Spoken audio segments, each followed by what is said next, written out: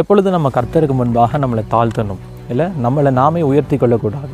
கர்த்தர் ஏற்ற வேலையில் நம்ம உயர்த்துவார்.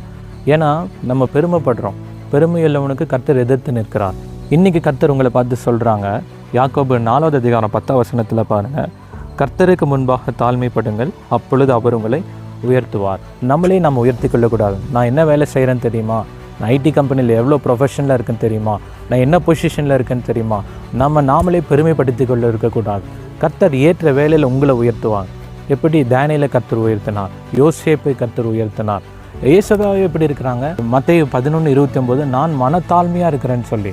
அப்போ ஏசப்பாவுடைய பிள்ளைகள் நாம் வீணாக பெருமை பேசி கொண்டு இருக்கக்கூடாது. இந்த நாட்களில் நம்ம ஏசப்பா ஆண்டவரே உங்களை போல் அந்த மனத்தாழ்மை எனக்கு தாங்க, வேலை செல்லத்தில் நான் இந்த பொசிஷன்லாம் இருந்தாலும் நான் உங்களை போல் தாழ்மையாக இருக்கணும், ஊழியத்தை நான் தாழ்மையாக செய்யணும்னு சொல்லி நீங்கள் விருப்பப்பட்டு கேட்கும்போது ஏசப்பா உங்களை தாழ்மைப்படுத்துவாங்க. நீங்கள் தாழ்மையாக இருக்கும்போது ஏசப்பா உங்களை மேன்மைப்படுத்துவாங்க. ஏசப்பா பேரில் நீங்கள் தாழ்மைப்படும் போது நிச்சயமாகவே ஏசப்பா உங்களை ஏற்ற வேலையில் உயர்த்துவாங்க.